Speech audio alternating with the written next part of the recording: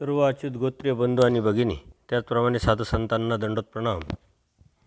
सर्वज्ञ श्री चक्रप्रभूंनी या सृष्टीवरती अवतार घेतल्यानंतर जीवाच्या हिताकारणे भल्या कारणे अयोग्य जीवाला योग्य करून ज्ञानाला व प्रेमाला पात्र करण्यासाठी परमेश्वराने जो अनंत लीळा केल्या, त्या लीळांमधून जो आपल्याला बोध, समज, जाणीव करून दिलेली आहे, ती बोध, जाणीव, समज आपल्या जीवनात उतरवून आपण परमेश्वराला प्राप्त करण्याचा प्रयत्न करत आहोत. परमेश्वर निरूपण करत असताना जीवाला परमेश्वर प्राप्ती कशाने होऊ शकत नाही, कारण हा जीव निर्दोष नाही, कोणत्या ना कोणत्या दोषामध्ये अडकलेला आहे असं सांगितल्यानंतर आचार्यांना खूप दुःख झालं.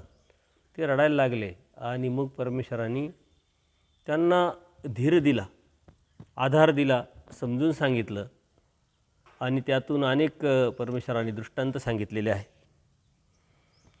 परमेश्वर अप्राप्तीचं निरूपण केलेल्या त्याच खडकावर सर्वज्ञांचं आसन होतं आणि ते झाल्यानंतर शेजारी देमाईसा होते. भट्टोबासांना समजवताना देमाईसाही म्हणाल्या का जी परमेश्वर आकाशानेच प्राप्त होत नाही तर घरादाराचा त्याग का करावा. आपल्या मनामध्ये प्रश्न येतो, बरेच लोक म्हणत राहतात की जर देव भेटणं एवढं मुश्किल आहे, एवढं सोपं नाही आहे, तर मग कशाला त्याग करायचा, 10 गेले 5 राहिले आणि आचार जर आपल्याला करताच येत नाही तर आपण तरी का संन्यास घ्यायचा.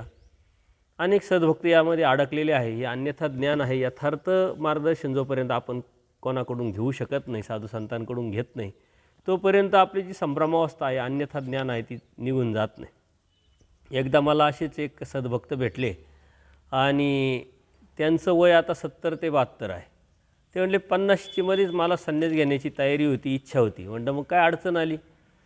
म्हणे मग मला असं नियोजन केलं मी, त्यावेळेस काही अडचण पण नव्हती आणि मग सहजच विचारलं, मनात साधू संतांना विचारलं आणि मग जर आपल्याला संन्यास घ्यायचाच आहे तर आपण परमेश्वराने सांगितले जे आचार आहे तो आपण समजून घेऊ, जाणून घेऊ, अशी एक उत्सुकता लागली आणि मी आचार वाचायला लागलो. आचाराच्या पहिलं सूत्र वाचलं, स्वदेश सबंध त्याज्य, स्वग्राम सबंध त्याज्य, सबंध याचा संबंध विशेषतः त्याज्य. आणि त्यांच्या लक्षात आलं का आपण हे करू शकत नाही आणि कोणीच करू शकत नाही, कारण यथार्थ ज्ञान नसल्यामुळं, यथार्थ मार्गदर्शन त्यांना भेटलं नाही आणि हे कोणीच करू शकत नाही, कोणी केलंही नाही, मी करणार नाही, तर मग संन्यासच कशाला घ्यायचा. आचाराच्या पहिल्या सूत्रात आपण आऊट होतोय तर मग नुसतं ढोंग कशाला करायचं. आणि असं म्हणून त्यांचा संन्यास राहिला, तो कायमस्वरूपी राहिला. असे जे अनुभव आम्हाला ऐकायला येतात त्यातून आमच्या लक्षात येतं का एक तर स्वतःची स्वबुद्धी, स्वतंत्र बुद्धी नाही, यथार्थ ज्ञान जाणून घेण्याची इच्छा नाही, यथार्थ मार्गदर्शन भेटत नाही, ही विषय व्यवस्था हे जीव करत असतात. तसंच देमाईसाही विचारते की कारण हे सर्व निरूपण चालू असताना आचार्य आहे, सर्व सद्भक्त आहे, शेजारी देमाईसा आहे आणि देमाईसा देवाला म्हणते जर देव भेटणारच नाही तर मग कशाला त्याग करायचा, कशाला संन्यास घ्यायचा आणि त्या पद्धतीने घरादाराचा त्याग तरी का करायचा म्हटले.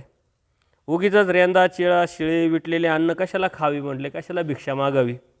आमच्या बापा भावाच्या घरी तूप भात खाऊन उदरनिर्वाह करावं, सुखानं मासोपवास आचरण असावं म्हटले. आमच्या विषय व्यवहाराचा त्याग का करायचा. अशा पद्धतीनं तिनं विषयावस्था केली आणि अत्यंत महत्त्वाचा विषय तिनं देवापुढं मांडला, प्रश्न मांडला, व्यक्त झाली आणि म्हणून देवाने अत्यंत सुंदरपणे आपल्याला मार्गदर्शन केलेलं आहे. देव म्हणतात तैसे काही देमती, जो नळे नाही तरी काय आम्ही पिवीस होईल, अन्न नाही तरी काय विक खाईल, तरी होत साता हिची करिता होईल की म्हणले. अत्यंत महत्त्वाचं देव सांगतात की आपलं धान्य साठवण्याचं जे कोठार असतं, ठिकाण असतं, आता कोठ्या असतात, बाया धान्य साठवून ठेवतात. देव म्हणतात धान्यच नाही आहे तुमच्याकडं तर त्या कोठारामध्ये काय घाण टाकाल काय, घाण भराल काय, किंवा तुम्हाला भूक लागलेली आहे आणि अन्न नाही आहे तर मग पोट भरण्यासाठी विष खाल का. जितकं तुम्ही करू शकता तेवढं केल्याने तुम्हाला जे प्राप्त होणार आहे ते यातून थोडी भेटणार आहे. जीव विषय व्यवस्था करतो आणि हे करता येत नाही आणि म्हणून ते करायचं नाही, ही जी मानसिकता जीवाची असते ती नकारात्मक विचारधारा आजूबाजूच्या वातावरणामुळं, या अयथार्थ ज्ञान झाल्यामुळं, योग्य मार्गदर्शन न भेटल्यामुळं होत असतं. ते म्हणताना नाचता येणं अंगण वाकडे, अशा पद्धतीला. नाही तर कोल्ह्याला द्राक्ष आंबट, तो कोल्हा असतो तो द्राक्ष खायला जातो, तो उड्या मारतो, उडे मारून मारून थकतो, त्याच्या हाती काही द्राक्ष लागत नाही, आणि मग तो येतो, त्याला कोणीतरी विचारतं, ते द्राक्ष आंबट आहे म्हणले. हे तो कधी म्हणत नाही की मी प्रयत्न केला आणि मी उडी मारली पण मला काही भेटलं नाही आणि त्यामुळे मी खाऊ शकलो नाही. आता त्यांनी खाल्लेलंच नाही आहे तर त्याला आंबट काय आणि गोड काय. परंतु जीव विषय व्यवस्था करू जाणे, हा विषय व्यवस्था करणारा हा जो प्राणी आहे, अनादि अविद्ययुक्त मतित्रय असल्यामुळं तो नकारात्मक विचार करतो आणि त्यातच अडकतो. यातून बाहेर पडणं म्हणजे धार्मिकता, यातून बाहेर पडणं म्हणजे साधना आहे, यातून बाहेर पडणं म्हणजेच परमेश्वर प्राप्तीच्या अनुषंगाने टाकलेलं पहिलं पाऊल आहे. हे आपण समजून घेतलं पाहिजे. देवतीला देव सांगतात जो नळे नाही म्हणजे धान्य नाही, अर्थात ज्वारी नाही, तर तुम्ही काय घाण भराल का, अमेद्य पिवीस होईल, अमेद्य भराल का त्याच्यामध्ये. आणि भूक लागली, मी तर त्याच्या पलीकडं सांगत आहे तुम्हाला, भूक लागली तर मग विष खाल का, तर मग विष खाण्याच्या ऐवजी तुम्ही काय घाण खाल काय, कधीच खात नाही. आणि मग जर आपण त्याच्यावरती पर्याय शोधू शकतो, कष्ट करतो, धडपड करतो, तळमळ करतो, तर परमेश्वराने सांगितलेले तत्त्वज्ञान, परमेश्वर भेटणार नाही, परमेश्वर भेटणार नाही असा नकारात्मक विचार जर करून तुम्ही चालले तर तुम्हाला कधीच भेटणार नाही. तो आत्मविश्वास असला पाहिजे की मला देव भेटेल. आणि ज्या अर्थी परमेश्वराने सृष्टी निर्माण केली, स्वतः अवतार घेतला आहे, वाडोवडी फिरून तत्त्वज्ञान सांगितलेलं आहे आणि अनंत जीवांना उद्धरलं आहे, याचा अर्थ मलाही देव उद्धरून नेतील, मलाही देव प्राप्त होईल. स्वामी श्रीचक्र सांगतात की श्रीकृष्ण महाराजांनी अनंत जीव उद्धरले, पण उद्धव अर्जुन हे प्रसिद्ध. याचा अर्थ फक्त उद्धव अर्जुनच उद्धरले असं नाही आहे.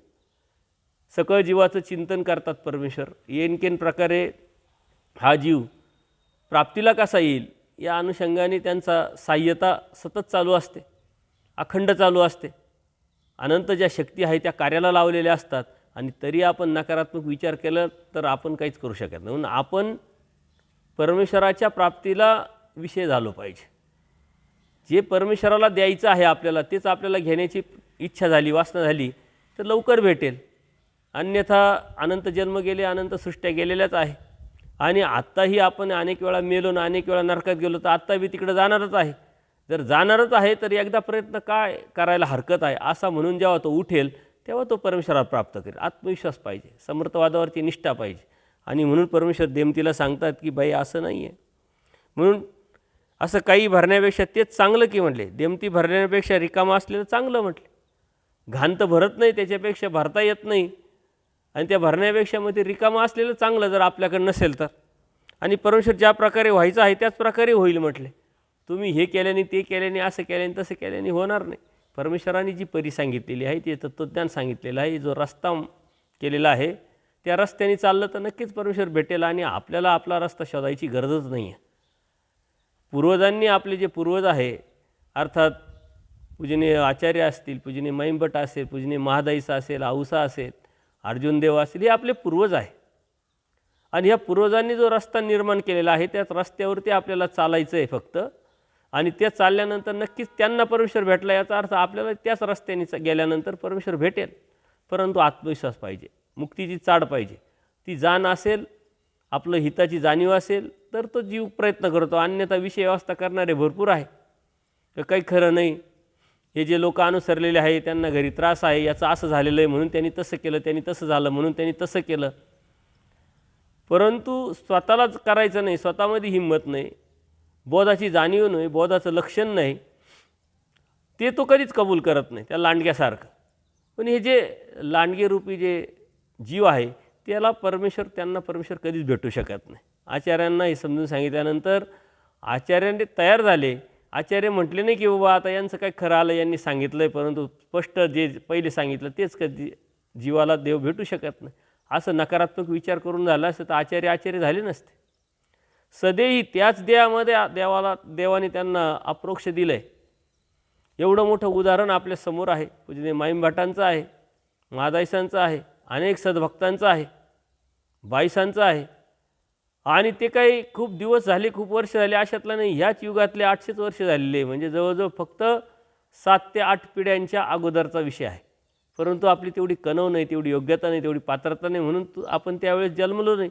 आणि जन्मलो जरी असेल तर ती बोधाची वेळ, तो संस्कार, ती चिकित्सा आपल्यामध्ये नव्हती. म्हणून आज भेटलं हे काही कमी नाही. काहीच न भेटण्यापेक्षा काहीतरी भेटलं आहे आणि काहीच न करण्यापेक्षा काहीतरी करतो आहे, यातूनच आपल्याला थोडं थोडं थेंबे थेंबे तळे साचे, त्या पद्धतीनं परमेश्वर प्राप्तीपर्यंत आपल्याला परमेश्वर घेऊन जाणार आहे. म्हणून देव आता आमचं सेवादासी हेच चांगलं की म्हटले देमती. ते ज्याप्रमाणे विष खाता येत नाही तर उपाशी राहिलं तर परवडलं मरण्यापेक्षा, किंवा मग घाण भरता येत नाही मग ते रिकामी राहिलं तर ते परवडलं. तशा पद्धतीनं देवी देवतेचे कर्मकांड ऋतवैकल्य करण्यापेक्षा आमचं सेवादास्य करणं तेच उपयोगी, तेच फायद्याचं आहे ना म्हटले. आवडीपूर्वक दुःखासं केलेली सेवा भक्तीस प्रेमास नेत असते म्हटले. आणि देवी देवतेचे कर्मकांड कितीही केले, ऋतवैकल्य कितीही केले, त्यातून भेटणार काय? काहीच भेटणार नाही आहे. कारण त्या देवतेला देण्याचा काही अधिकार नाही आहे.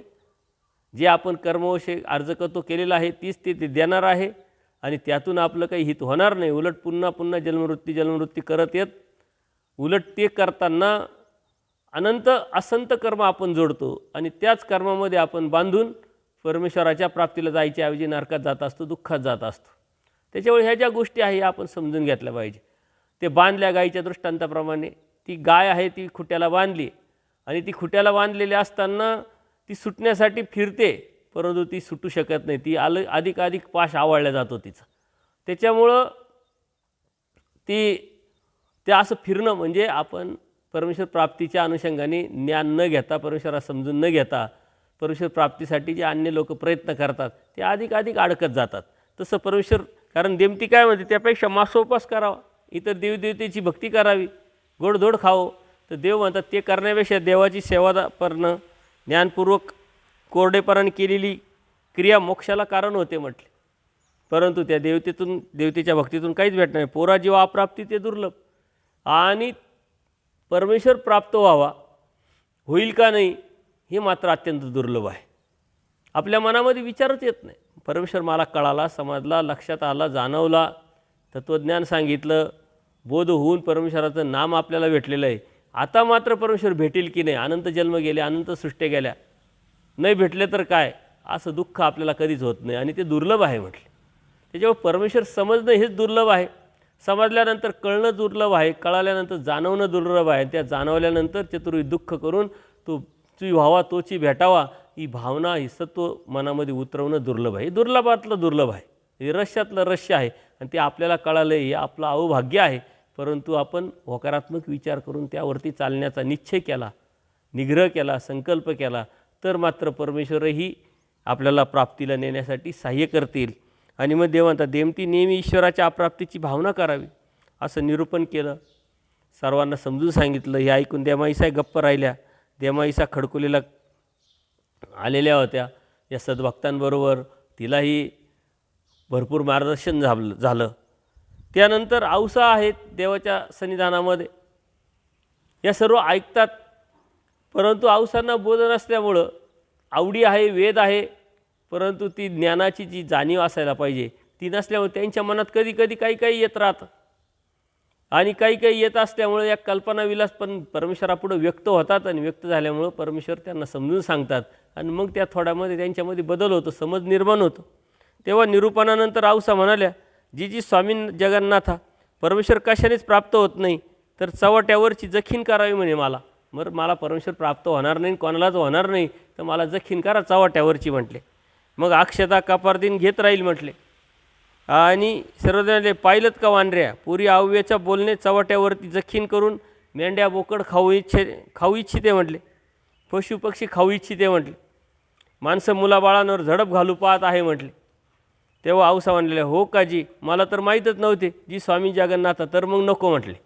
म्हणजे त्यांच्या मनामध्ये काही कल्पना येतात.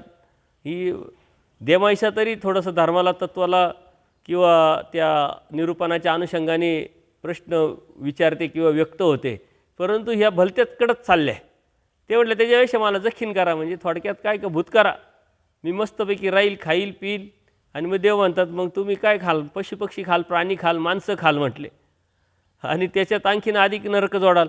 म्हटले मला माहीतच नव्हतं असं जखीन अशी करते म्हटले. नको म्हणले देवा, अशा पद्धतीनं मला माहीत नव्हते म्हटले. जगन्नाथांच्या चरणावर मस्तक टेकवलं, दंडोत घातली, सर्वजणांनी बोटवासांना घेऊन मठात गमन केलेलं आहे. म्हणजे एकच प्रश्न आहे, परंतु एका प्रश्नाला वेगळ्या पद्धतीनं देवाने उत्तर दिलं, आणि त्यांच्या प्रश्नांच्या अनुषंगाने उत्तर दिलेलं आहे. आचार्यांनीही तोच प्रश्न विचारला आहे की देव होणार नाही तर मग जगून उपयोग काय. ते व्यक्त कोणत्या पद्धतीने झालेले, तो जगून उपयोग काय जर देव होणार नाही. आणि त्या पद्धतीने देवाने त्यांना बरेच दृष्टांत सांगून समजावलं आहे. तोच प्रश्न देवाईशा विचारते की देव होणार नाही आहे, तर ती म्हणत नाही का जगून उपयोग नाही. ती म्हणते मग बरं आहे, खाणं पिणं मौज मजा करणं, कशाला भिक्षा मागायची, शिळं पाकं खायचं, त्यापेक्षा व्रतवैकल्य केलं देवतेचं ते परवडलं. देव त्यांनाही समजून सांगितलं त्यांच्या पद्धतीनं. त्यानंतर औसा आहे प्रश्न, तीच विचारते की देव होणार नाही तर मग काय, त्याच्यापेक्षा मला भूत करा. म्हणजे प्रश्न एकच आहे, परंतु त्यांचा हेतू, त्यांची तळमळ, त्यांची अवस्था वेगवेगळी आहे. आणि त्या अवस्थेनुसार परमेश्वरसुद्धा त्यांना समजावतात, लक्षात आणून देतात आणि मग ते परमेश्वराची भक्ती करायला लागतात. एके दिवशी असंच गुंफेमध्ये इंगुळी निघाली. आता जंगलामध्ये राहायचं, काहीतरी विंचू काटे निघत राहतात. ती इंगळी निघाली आणि आता औसा ह्या काय बोधवंत नसल्या जरी परमेश्वराच्या सन्निधानात राहते, आवड आहे, परंतु तेवढी समज नाही आहे. अत्यंत पोरकटपणा, बालिशपणा, परंतु देवाची आवड अत्यंत असल्यामुळे देवालासुद्धा ते आवडतात आणि बऱ्याचशा गोष्टी परमेश्वरसुद्धा समजून घेतात. त्यांची जे बी चुका आहे त्या पोटात घालतात. ती इंगळी औसांनी काय केली, मारली आणि नांगीला धरलं आणि तिला बाहेर टाकण्यासाठी निघाले. आता देव समोर बसलेले आहे. त्यावेळेस सर्वज्ञांना अंगणात आसन होते. सर्वज्ञाने नायिका ही इंगळी कोणी मारली म्हटले. औसा म्हणाले, जी मी स्वामी जगन्नाथ मीच मारली. तर देव म्हणता हिला का मारलं म्हणले. औसा म्हणाले, जी स्वामी जगन्नाथ एखाद्या प्राण्याला डंख मारला असता म्हणून मारली, कोणाला तरी चावले असतं. तर आपणही बी आपल्या घरामध्ये काही जर निघालं तर आपण त्याचा विचार नाही करत का ती जातील किंवा आपण काढून द्यावं, आपण लगेच मारतो, कारण आपण घाबरतो. आता ते प्राणी आपल्याला घाबरत असतं तर आपण त्याला घाबरत असतो. परंतु कधीही प्राण्याला न मारता आपण थोडं थांबलो तर ते आपोआप निघून जातात. किंवा आपणही काहीतरी कल्पना करून किंवा काहीतरी आयडिया करून जर त्यांना पकडलं आणि लांब नेऊन सोडलं, परंतु मारू नये. देव म्हणतात तुम्ही का मारलं. ती म्हणती कोणाला तरी चावेल म्हणून मी मारलं. देव म्हणतात चतुर्विध भूत ग्रामा अभय, तुम्ही महात्मे आहे म्हटले. प्राणिया नव्हे, तुम्ही महात्मे की, तुम्ही सर्वभूती दया बाणीजे की, सर्वांच्या विषयी तुमच्या मनामध्ये एक दयाभाव असला पाहिजे. भूत ग्रामा अभय तुम्ही द्यायला पाहिजे. तुमचा मारण्याचा अधिकार नाही. ते प्राणी आहे, त्यांच्या कर्माने ते जन्माला आलेले आहे आणि त्यांना जगणं हे त्यांचं कर्म आहे. त्यांना जगू देणं हे तुमचंही बी कर्तव्य आहे. त्याच्यामुळं असं मारलं नाही पाहिजे. तुम्ही सर्व भूतांना अभयदान द्यायला पाहिजे म्हणते.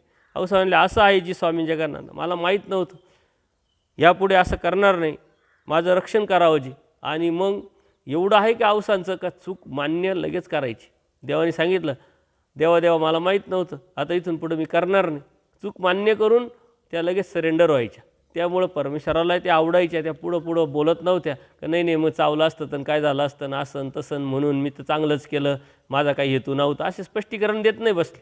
आपण खूप स्पष्टीकरण देतो. आपण थांबलो पाहिजे, लक्षात आलं पाहिजे, संयमाने शांततेने त्याचा उद्देश, समोरच्याचा भाव, हेतू समजून घेतला पाहिजे आणि त्यावेळेसच आपण बोललो पाहिजे. देव त्यांना समजावतात, तेही मान्य करतात की जगन्नाथा मला हे माहीत नव्हतं, मी आता इथून पुढं करणार नाही, माझं रक्षण करावं, कारण माझ्याकडून झालेली जी चूक आहे, पाप आहे, हेच माझ्या नरकाला, हेच माझ्या दुःखाला कारण ठरणार आहे. हेच देवाने जेव्हा समजून सांगितलं तेव्हा त्याही घाबरल्या आणि मग देवाला विनंती करतात की देवा ते माझं रक्षण करावं जी म्हटले. अशा पद्धतीनं देव प्रसंगानुरूप हे तत्त्वज्ञान सांगताय आणि अप्रत्यक्षरित्या आपल्याला समजावत आहे, आपल्याला समज देत आहे, जाणीव करून देत आहे. आपल्याला ती पोळ असली पाहिजे, दुःख असलं पाहिजे. दुसऱ्याच्या दुःखामध्ये आपल्याला दुःख वाटलं पाहिजे, दुसऱ्याच्या सुखात आपल्याला सुख वाटलं पाहिजे. अन्यथा दुसऱ्याच्या दुःखात आपल्याला सुख वाटत असेल आणि दुसऱ्याच्या सुखात आपल्याला दुःख वाटत असेल तर आपण परमेश्वराला प्राप्त करू शकत नाही. आपण दैवराटीचे नाही. आपलं जे अंतकरण आहे अत्यंत कोमळ असलं पाहिजे. जे लहान मुलांचं अंतकरण कसं असतं, निरागस असतं. त्यांना कोणाविषयी काही विकल्प नसतो मनामध्ये. आत्ता भांडतील लगेच गोड होतील, मनामध्ये काहीच राहत नाही. तसे निरागसता आपल्याला जर निर्माण करता आली तर परमेश्वराच्या प्राप्तीचा रस्ता आपल्याला परमेश्वर निर्माण करून देतील. ती निरागसता, ते कोमलता, ते शुद्धता जी आहे ती आपल्याला निर्माण करता आली पाहिजे आणि मग त्यातूनच परमेश्वर आपल्याला प्राप्त होऊ शकतो. दुसऱ्याविषयी आपल्याला कधी दुःख वाटलं नाही पाहिजे. तो दुःखात असेल तर आपल्याला दुःख वाटलं पाहिजे. त्याला काय करता येऊ शकतं आपण त्या पद्धतीनं आपल्या चौकटीत राहून, आपल्या मर्यादेत राहून आपण मदत केली पाहिजे. परंतु त्याचा दुःख झालं म्हणून आपल्याला जर आनंद होत असेल, सुख वाटत असेल, ही प्रवृत्ती आहे. परंतु ही दैवराटीची प्रवृत्ती नाही, परमेश्वराच्या भक्ताची प्रवृत्ती नाही. परमेश्वराच्या भक्ताची प्रवृत्ती दुसऱ्याचं दुःख पाहून दुःख होणं, दुसऱ्याचं सुख वाटून सुख होणं, ही प्रवृत्ती आहे. अन्य राटीमध्ये आपल्याला हे दिसतात, जळणारे लोक असतात, दुसऱ्याच्या दुःखामध्ये आनंद मानणारे लोक असतात, दुसऱ्याला दुःख देणारे लोक असतात, उलट दुसऱ्याला त्रास होणार नाही, आपल्यापासून कोणाला त्रास होणार नाही याची काळजी घेणारे दैवराटीचे. आणि अगदी छोट्या छोट्या गोष्टीतून समाज जीवनामध्ये जगत असताना, राहत असताना आपण धर्मबरोबर घेऊन जगलो पाहिजे. परमार्ग तुमचं जीवन किंगा नाही तर फक्त आश्रमात आलो धर्म, मंदिरात आलो धर्म, सत्संगात आलो धर्म, असं नाही आहे. जीवन जगताना धर्माबरोबर आपल्याला जगता आलं पाहिजे आणि आपल्याबरोबर धर्माला घेऊन जगता आलं पाहिजे, तेव्हा तो दैवराटीचा. एखादा कर्मराटीतला वासनिक वर्ग आहे, गाडी चालवतो, गाडी चालवत असा कुठंतरी कार्यक्रमाला नेतो, त्यांनी गाडीसुद्धा अशी पार्किंग केली पाहिजे की जेणेकरून दुसऱ्या गाडीवाल्यांना त्रास नाही झाला पाहिजे, आपल्यामुळं कोणाचा खोळंबा झाला नाही पाहिजे, कोणाला त्रास नाही झाला पाहिजे, याचा विचार जो करतो तो दैवराटीच. नाही तर अशी गाडी लावायची आणि निघून जायचं, आणि ज्याची गाडी काढायची त्याला आडवी आपली गाडी लावली, त्याला काढताच येत नाही, तासभर तो वाट पाहतोय. त्या तासाभरामध्ये त्यांनी कितीतरी आपल्याला शिव्या दिलेल्या असतात, कितीतरी आपल्याविषयी वाईट विचार केलेला असतो.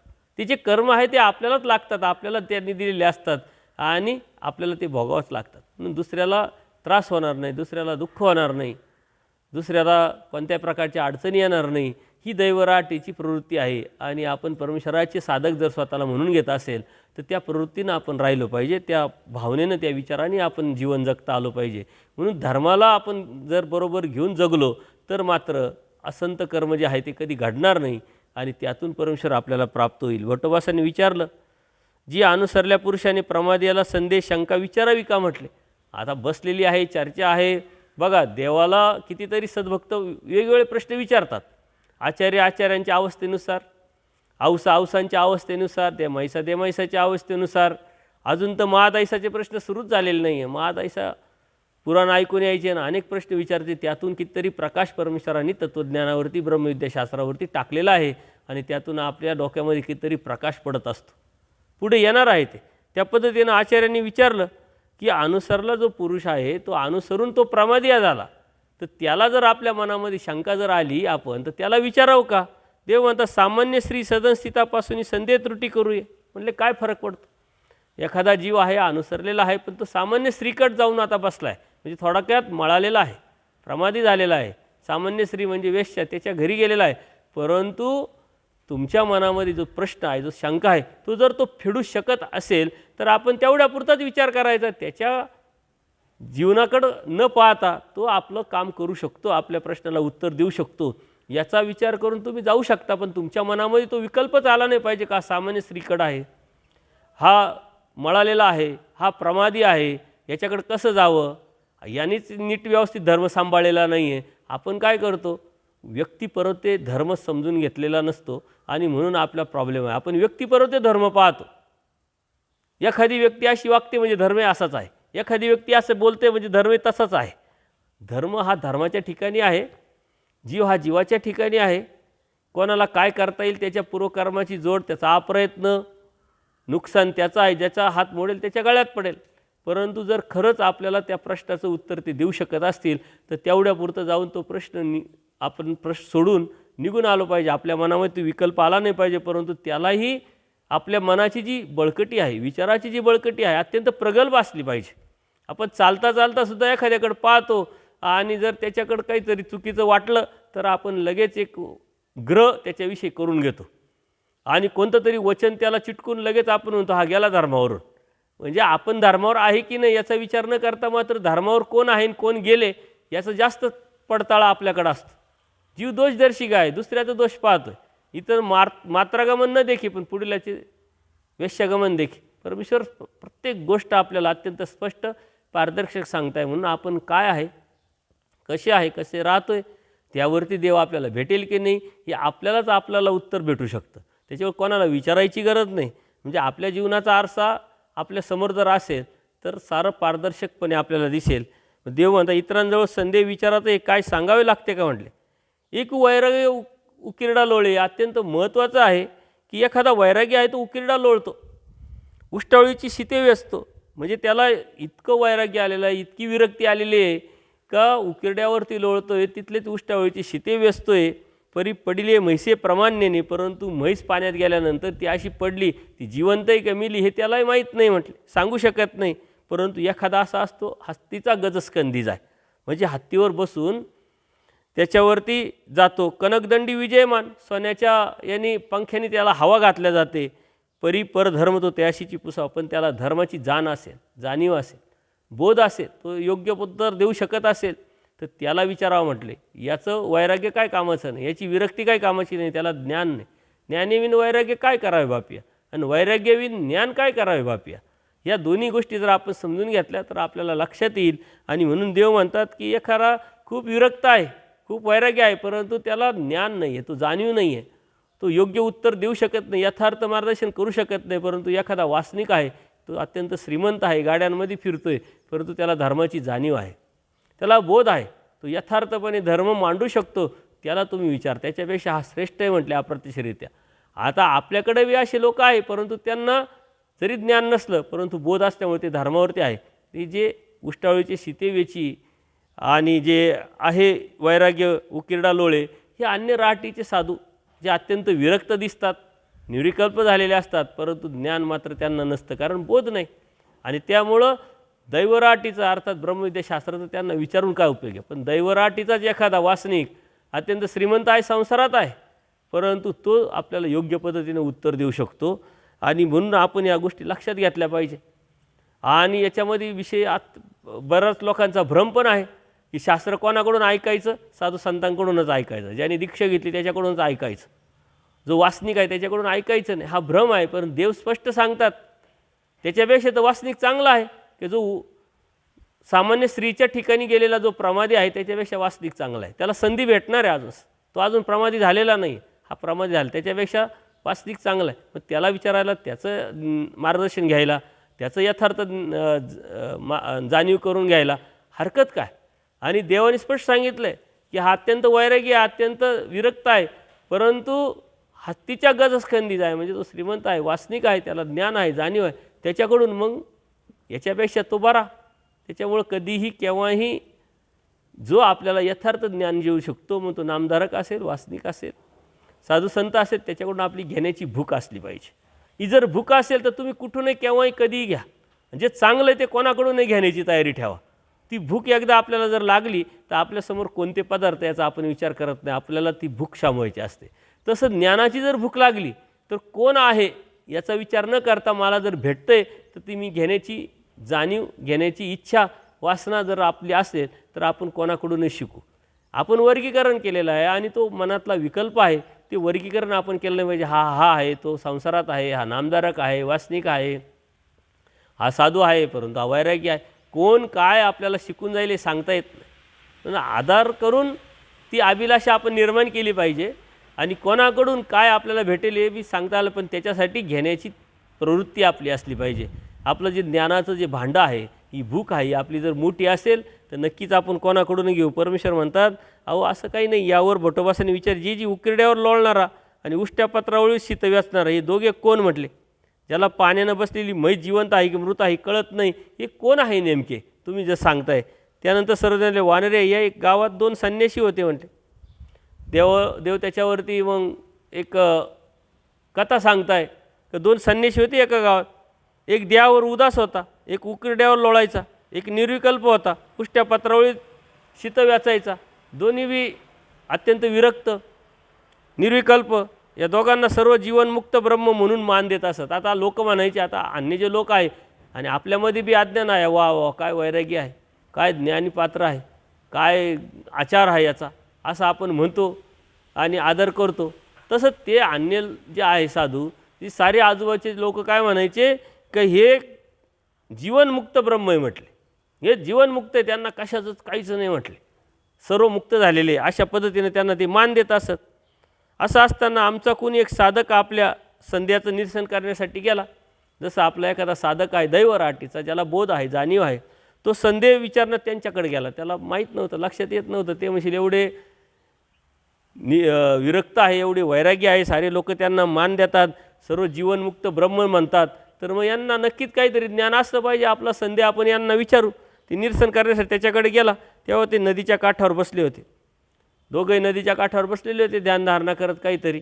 आणि तिथेच एक म्हैस मेल्यासारखी पडली होती. तिला पाहून एकानं विचारले, जीवनमुक्त कसा असतो म्हटले. एकामेकामध्ये चर्चा चालू आहे. विरक्त कसा असतो. उत्तरादाखल दुसऱ्यानं म्हैशीकडं पाहिलं, म्हणले असं असतं म्हटले. आणि आमचा ईश्वराचा साधक म्हणाला. मग ते सर्व ऐकल्यानंतर ज्याला बोध झालेला आहे त्याच्या लक्षात आलं का अरे हे चुकीचं आहे, आपण चुकीच्या ठिकाणी आलो. आणि मग ते म्हणतात जीवनमुक्ताच्या धर्मानं वर्तणारा जीवनमुक्त आहे. तर ही म्हैस जिवंत आहे, परंतु ती जिवंत आहे की मेलेली आहे हे तुम्हाला माहीत नाही. आणि जीवनमुक्ताशी बराबरी करता म्हटले. म्हणजे त्या म्हशीला जीवनमुक्ती त्यांच्या चर्चा झाली, जीवनमुक्त कोण. आणि हे बी विचारतात जीवनमुक्त कोण, तर ते म्हशीला जीवनमुक्त म्हणतात. ती मेली आहे का जगलेली, जिवंत आहे का अशीच पडलेली, हे बी त्याला सांगता येत नाही. आणि मग याच्या लक्षात आलं की अहो म्हणे ती म्हैस मेली का जिवंत आहे हे तुम्हाला माहीत नाही, आणि तुमच्या जीवनमुक्तीची बराबरी तिच्याबरोबर करताय. याचा अर्थ काय म्हणले. आणि मग ते ऐकून गप्प बसतात.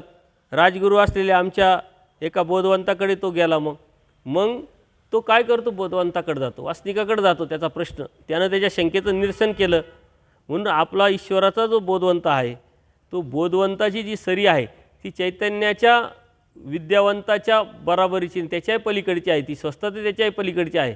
आणि ज्याला बोध आहे त्याला चारी पदार्थाचं जीवदेवता प्रपंच आणि परमेश्वर याचं कार्यकारण स्वरूप लक्षण त्याला माहीत असतं.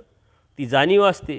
ती जाणीव होऊन परमेश्वर कोण, काय, परमेश्वराच्या प्राप्तीच्या अनुषंगाने काय केलं पाहिजे, कोणता आचार केला पाहिजे, ती तळमळ करत असतो, वासना करत असतो आणि नियोजन करून प्रयत्न करत असतो. म्हणून बोधवंताचं जे मोठेपण आहे ते परमेश्वर इथं सांगतात की म्हटले त्याच्याकडून तुम्हीसुद्धा ज्ञान घेऊ शकता, यथार्थ मार्गदर्शन घेऊ शकता. बऱ्याचशा लोकांच्या मनामध्ये एक भ्रम आहे का बोध परमेश्वराला जर द्यायचा आहे तर ते फक्त साधू संतांना निमित्तच करून देतील. परंतु साधू कोण आहे हे कपड्यावर ठरत नसतं. त्याच्या आंतरिक तळमळीतून, त्याच्या आंतरिक शुद्धतेतून परमेश्वराला ते माहीत आहे. आणि परमेश्वराच्या अधिकारातला तो विषय आहे. त्याच्यावर परमेश्वर कोणाला ठरवणार आणि कोणाला निमित्त करणार हे परमेश्वरच सांगू शकतात. म्हणून आपण त्याचा विचार करू शकत नाही. आणि बोधवंत म्हणून आपण तो विकल्प आपल्या मनामध्ये आणला नाही पाहिजे. फक्त यथार्थपणे जर ते सांगू शकत असेल तर नक्की मार्गदर्शन घेतलं पाहिजे. भट्टोबासांनी विचारलं, जी ज्ञान विरक्त कशाचं लक्षण आहे, ज्ञान विरक्ताचं लक्षण काय. एक शास्त्र जाणूनही बोल, एक नेणूनही बोल. पण एक जाणून बोलतो आणि एक याला काहीच येत नाही तरी तो बोलतो, तो रेटून बोलतो. आपण म्हणतो ना खोटं बोला पण रेटून बोला. अशा पद्धतीनं जे शास्त्र जाणून बोलणारे वेगळे आणि न जाणता बोलणारे वेगळे. तर आपण ते लक्षात घेतलं पाहिजे की जाणताय की नाही, हे लक्षात येतं आहे का नाही, यांचा अभ्यास आहे की नाही, त्यातून आपण त्यांचं मार्गदर्शन घ्यायचं की नाही हे ठरवायचं. आणि म्हणून आपण कोणाकडून मार्गदर्शन घेतो आहे, कोणाची प्रेरणा घेतो आहे, कोणाच्या संगतीत राहतो आहे, कोणाच्या संपर्कात राहतो आहे, संबंधात राहतो, यावरती परमेश्वर आपल्याला भेटेल. म्हणून आपला निर्णय हा परमेश्वर प्राप्तीसाठी अत्यंत महत्त्वाचा आहे. तो योग्य निर्णय, योग्य मार्गदर्शक आपण परमेश्वराच्या माध्यमातून प्रयत्न करून परमेश्वराच्या कृपेने जर आपल्याला भेटला तर नक्कीच आपल्याला परमेश्वर भेटेल. सर्वज्ञ श्री चक्रधर स्वामी की जय. दंडवत हो.